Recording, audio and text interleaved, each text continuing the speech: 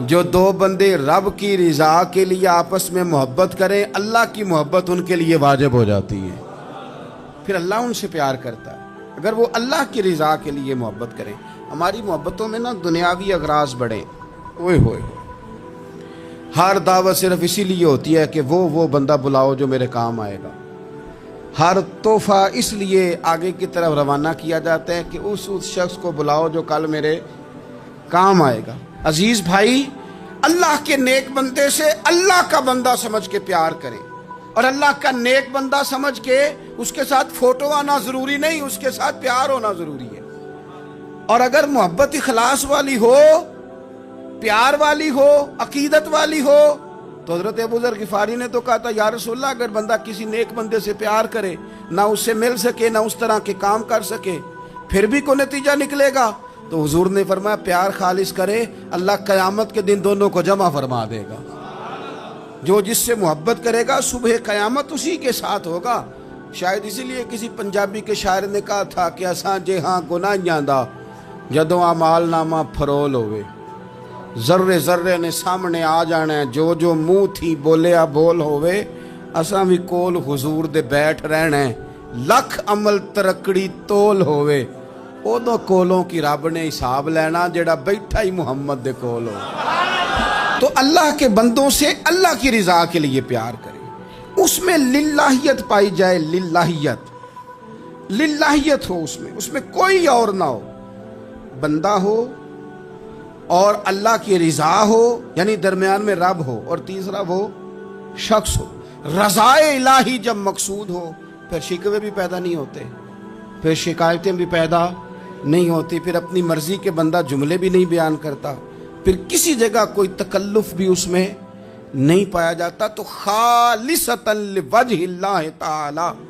آپ اللہ کے بندوں سے محبت کریں، اور خاص ان کے لیے جذبات پیدا کریں، آپ کی طبیعت میں خاص جذبہ ہو، خاص شوق ہو، کسی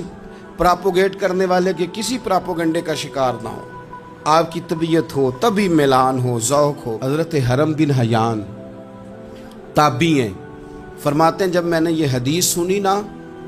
کہ نبی پاک علیہ السلام نے فرمایا ہے کہ حضرت اویس کرنی ان کی دعا کی برکت سے اللہ میری امت کے لوگوں کی بخشش کرے گا، اور جب میں نے یہ سنا کہ حضرت مولا علی جیسے لوگ، حضرت عمر فاروق جیسے لوگوں کو جبہ دے کے بھیجا گیا ہے، اور حضور نے بھیج کے کہا ہے کہ اویس سے کہنا میری امت کے لیے دعا کریں، تو فرماتے ہیں میرے سینے میں لو لگ گئی کہ میں حضرت اویس کرنی سے ملوں، میری طبیعت لگ گئی، میرا شوق آ گیا کہ میں خواجہ اویس کرنی رضی اللہ تعالیٰ عنہ سے ملوں۔ میں نکل پڑا، اللہ کے بندے کے لیے نکلا۔ حضرت حرم بن حیان کہتے ہیں، اس کو ابن الجوزی نے بھی لکھا ہے، داتا گنج بخش علی اجویری نے بھی لکھا ہے، کہتے ہیں میں ڈھونڈنے لگا حضرت اویس کرنی کو، بڑے شہروں میں گیا پر وہ ملے نہیں۔ داتا صاحب کہتے ہیں وہ حال والے آدمی تھے، ان پر بھی حال تاری رہتا تھا، اسی کسے دے کچھ نہیں جے لگ دے تے نہ کوئی ساڈا دردی، وہ بھی اپنی کیفیت میں رہتے تھے۔ داتا صاحب نے لکھا ہے جب دنیا ہستی تھی تو حضرت اویس کرنی رویا کرتے تھے، اور جب لوگ روتے تھے تو وہ ہنستے تھے، وہ سادہ غذا کھاتے تھے، کسی سے کوئی لین دین نہیں، اپنے طرز کلام، اپنی زندگی۔ یہ لوگ بھی بڑے شاندار ہوتے ہیں، فرماتے ہیں کہ وہ اپنے حال میں رہتے تھے۔ حضرت حرم بن حیان کہتے ہیں میں نے بڑی جگہ ڈھونڈا، پر میں جہاں جاتا لوگ کہتے ہاں گندمی رنگ والے، ہاں جن کے چہرے پر کچھ برس کے داغ ہیں، وہ جن کا چہرہ اور وجود بڑا روب والا، وہ اویس کرنی۔ کہتے ہیں میں ڈھونڈتا جس شہر میں جاتا لوگ کہتے ہیں وہ آئے تھے پر چلے گئے۔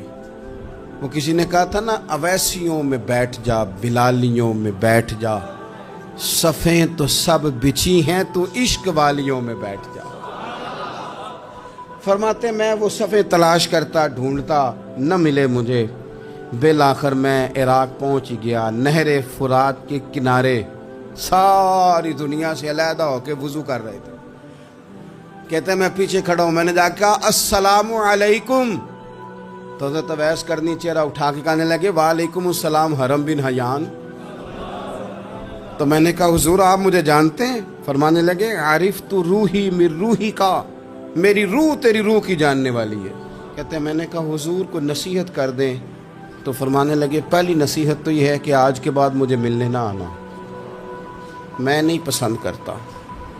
میں تنہا رہنا چاہتا ہوں، مجھے نہیں شہرت اچھی لگتی، میرا نہیں دل کرتا لوگ میرے پیچھے بھاگیں، آج آیا ہے آج کے بعد نہ آنا، بس چھوڑ دے مجھے میرے حال پہ، میں اپنی زندگی اپنے حساب کے مطابق گزارنا چاہتا ہوں، تو آج کے بعد نہ آنا۔ اور پھر فرمانے لگے اگلی نصیحت یہ ہے کہ جو رب نے تجھے دے دیا ہے نا اس پہ راضی ہو جا، اگر اس پہ راضی نہیں ہوگا تو تکلیف میں رہے گا۔ فرماتے ہیں میں نے پھر کہا میرے لیے دعا کر دے، تو انہوں نے ہاتھ اٹھائے، کہنے لگے یا اللہ میری اور اس کی جنت میں ملاقات کرا دینا۔ تو انہوں نے چہرے پہ ہاتھ پھیرے اور فرمانے لگے اب تو جا، میں کوشش کروں گا تجھے دعاؤں میں یاد رکھوں، تو بھی کوشش کرنا مجھے دعا میں یاد رکھنا۔ فرماتے ہیں یہ کہتے کہتے نا وہ رستہ بدل گئے، اور گلی کا کونا وہ جب مڑے تو پھر میں ڈھونڈتا رہا، دوبارہ زندگی بھر ملے نہیں، لیکن میرا پیار سچا تھا، وہ مجھے ویسے تو نہیں ملے پر خواب میں کئی دفعہ مل جاتے ہیں، اور خواب میری وچ بھی آیا ماہی تے میں پھر وہ گل وچ پا لئیاں باواں تے ڈر دی ماری اکھ بھی نہ کھولا کتے پھر بچھڑ نہ جاواں۔ فرماتے مجھے محبت ہو گئی، خواب میں زیارت ہو جاتی۔ اچھے لوگوں سے پیار کریں،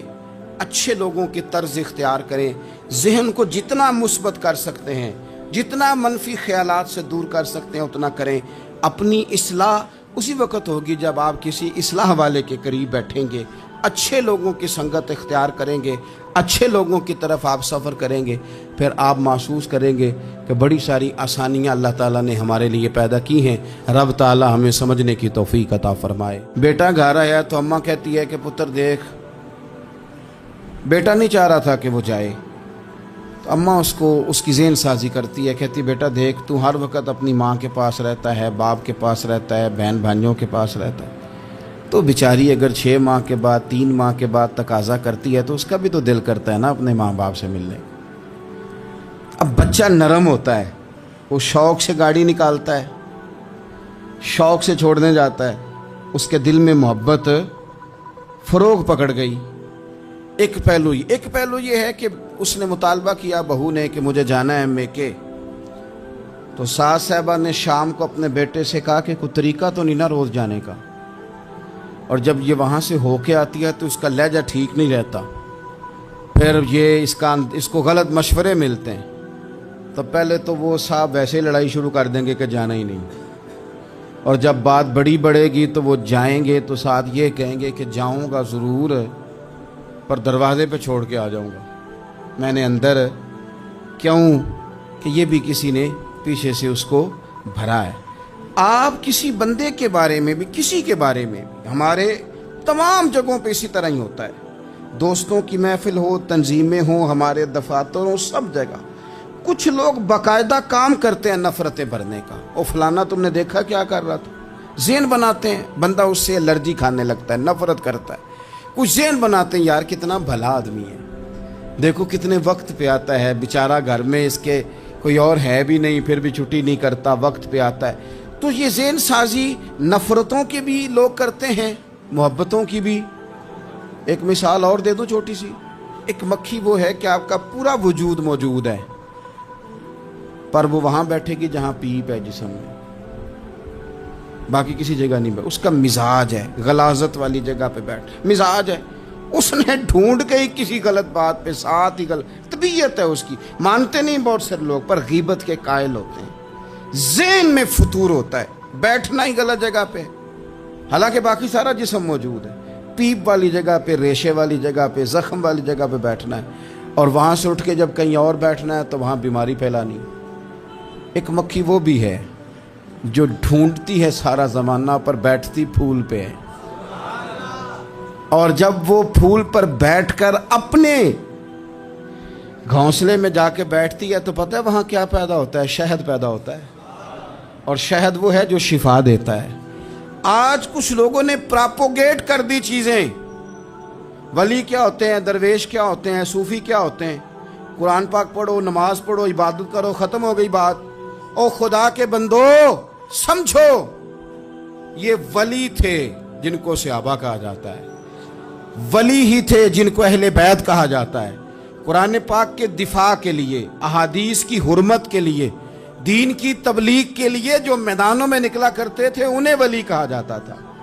ولی کا معنی اللہ کا دوست، ان سے پیار کرنا، ان کے لیے اپنے دل میں جذبات رکھنا۔ بخاری مسلم میں حدیث ہے، نبی پاک علیہ السلام نے فرمایا جو دو لوگ رب کی رضا کے لیے آپس میں پیار کریں، جو اللہ کی رضا کے لیے آپس میں پیار کریں، اللہ ان دونوں سے محبت فرماتا ہے۔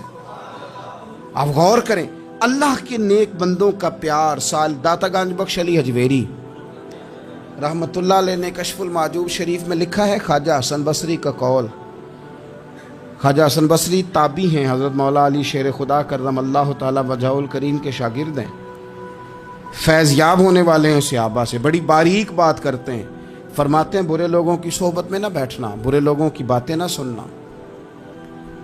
اگر تم برے لوگوں کی صحبت میں بیٹھو گے، برے لوگوں کی باتیں سنو گے تو وہ تمہیں اچھے لوگوں سے بدگمان کر دیں گے۔ تمہاری فکر میں، تمہارے ذہن میں وہ اچھے لوگوں کے خلاف چیزیں بھر دیں گے۔ برے لوگوں کی صحبت اچھے لوگوں سے بندے کو دور کر دیتی ہے۔ تو بھائی اچھے لوگوں کی صحبت میں آئیں گے آپ تو اچھے لوگوں کے بارے میں آپ کی ذہن سازی ہوگی۔ اللہ کے نیک بندوں سے پیار کریں، ان کے ساتھ محبت کریں، ان کے لیے اپنے دل کے اندر اچھے جذبات۔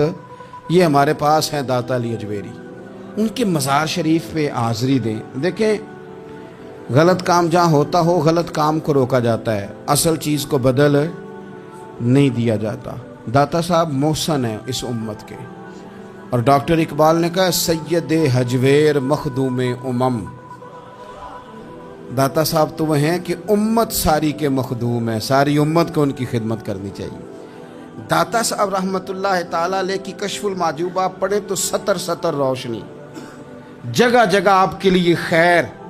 تعلیمات۔ داتا صاحب نے دین کا کام کیا، ڈیوٹی کی۔ عرس شریف پہ تو میں بھی نہیں جا پاتا، رش بڑا ہوتا ہے، خرافات بھی بعض جگہ پہ بڑی ہوتی ہیں، بعض ایسے کام ہوتے ہیں جو قطعاً نہیں ہونے چاہیے اور ان کی ہر فورم پہ مذمت ہونی چاہیے، پر ہمیں داتا صاحب کی حاضری تو نہیں نہ چھوڑنی چاہیے۔ ہمیں تو کوشش چلے عرس سے پہلے یا عرس کے بعد، میری اپیل ہے ضرور جائیے گا، اور جا کے نا تو ضروری نہیں کہ آپ کوئی خاص دل کے اندر بات ہی لے کے جائیں۔ آپ داتا صاحب جا کر صرف اتنا کہیں کہ حضور آپ نے جو دین کی خدمت کی ہے، ہم تو اس خدمت پر آپ کو سلامی دینے آئے ہیں، ہم تو صرف سلام کرنے ہیں کہ آپ نے کمال نوکری کی دین کی۔ اپنے بزرگوں کے ساتھ اپنی عقیدت، اپنی ارادت، اپنی محبت، اپنا پیار مضبوط کریں، ان کے لیے اپنے دلوں کے اندر خیر کے جذبات ہمیشہ رکھیں۔ صحابہ کرام کے لیے، اہل بیت اطہار کے لیے، امام بخاری کے لیے، امام مسلم کے لیے، صوفیاء کے لیے، حضرت غوث پاک جیلانی کے لیے، خواجہ معین الدین اجمیری کے لیے، حضرت بہاؤالحق نقش بند بخاری کے لیے، حضرت سیدنا داتا علی حجویری کے لیے، حضرت پیر سید مہر علی شاہ کے لیے، امام احمد رضا بریلوی کے لیے، علیہم الرحمہ۔ اچھے جذبات ہوں، اچھا ذہن ہو، اچھا گمان ہو، آپ کی طبیعت چاہے کہ آپ ان لوگوں کی تعلیمات پڑھیں، جو طرز حیات انہوں نے اختیار کیا اس طرز حیات پر ہم بھی عمل کریں، ہم بھی اپنی زندگی اسی طرح سنت اور شریعت کے مطابق گزاریں جو ان لوگوں کا نہج اور ان لوگوں کا طریقہ تھا۔ الترغیب و ترہیب میں نا ایک روایت موجود ہے، ایک تابعی بزرگ ہیں حضرت ابو ادریس خولانی رضی اللہ تعالی، وہ کہتے ہیں میں دمشق کی جامع مسجد میں داخل ہوا تو میں نے دیکھا کہ ایک نوجوان، بالکل کالی داڑھی لیکن بڑے خوبصورت چمکتے ہوئے دانت ان کے، لوگ ارد گرد کافی سارے بیٹھے تھے، مختلف مسائل پہ بات کر رہے تھے۔ جب لوگ الجھ جاتے نا اور کسی مسئلے میں ان سے کام آگے نہ بڑھ پاتا تو وہ پھر اس نوجوان کی طرف رجوع کرتے اور وہ جوان دو چار باتوں میں فوراً مسئلہ حل کر دیتے۔ کہتے میں نے ایک شخص سے پوچھا یہ کون ہے اتنی نورانی شخصیت؟